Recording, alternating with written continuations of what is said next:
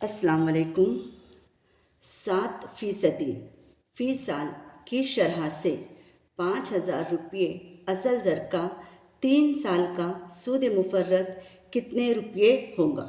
तो चलिए सबसे पहले जो सवाल में दिया गया है वो शरह, असल ज़र और सूद मुफ़र्रत क्या है इसको हम समझते हैं। तो असल ज़र क्या है? असल ज़र कुछ मुद्दत के लिए बैंक से कर्ज के तौर पर लेने वाली या रखने वाली रकम, यानी हम कभी ज़रूरत पड़ने पर बैंक के पास जाते हैं और कुछ मुद्दत के लिए 1 साल 2 साल के लिए कुछ रकम बैंक से हम कर्ज के तौर पर लेते हैं, या कभी कभी हम क्या करते हैं अपने पास की रकम बैंक में ले जाकर रख देते हैं साल 2 साल के लिए 5 साल के लिए, तो उस रकम को असल ज़र कहते हैं। उसके बाद है शरह। शरह क्या होती है कि हर साल के लिए हर 100 रुपये असल ज़र पर देना पड़ने वाली रकम, यानी हमने जो कर्ज लिया है वो कर्ज की रकम पर हर 100 रुपये पर हम जो रकम देते हैं उसको शरह कहते हैं। मुद्दत। अब मुद्दत क्या है कि हमने जो बैंक से कर्ज लिया है असल ज़र, वो कर्ज हमने कितने साल के लिए लिया है तो उस साल को मुद्दत कहते हैं। उसके बाद है सूद मुफ़र्रत।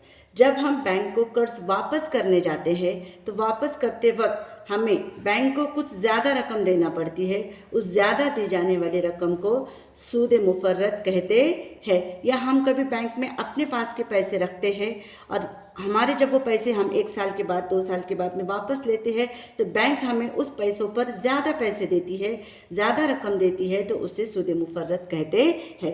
तो चलिए इस सवाल को हल करते हैं। इस सवाल को हल करने का एक ज़ाब्ता है, ये ज़ाब्ता आपको हमेशा के लिए याद करना होगा। सूद मुफ़र्रत बराबर असल ज़र ज़रब शरह ज़रब मुद्दत बटे 100। तो चलिए असल ज़र, अब इस सवाल में असल ज़र कितना दिया गया है? 5,000 रुपये असल ज़र का, यानी हमारा असल ज़र है 5,000 ज़र। शरह, शरह कितने दी गई है? 7% फ़ी साल की शरह, यानी 7 ज़र। मुद्दत, अब मुद्दत कितनी दी गई है? 3 साल का, यानी मुद्दत हो गया 3 बटे हमारा 100 जैसा था वैसा। अब हम इसको हल करेंगे, ये 2 ज़ीरो कट गए, ये 2 ज़ीरो कट गए। अब हमारे पास बच गया 50 ज़र। 7 दिया 21 बटे में 1 है, इसको लिखने की ज़रूरत नहीं है। अब हम इसे हल करेंगे, 21 सिफर सिफर और 21 पंजे 105, यानी हमारा सूद मुफ़र्रत कितना हुआ? 1,050 रुपये। तो ऑप्शन नंबर 4 में दिया गया है 1,050, ये इसका बिल्कुल सही जवाब होगा। अस्सलाम वालेकुम।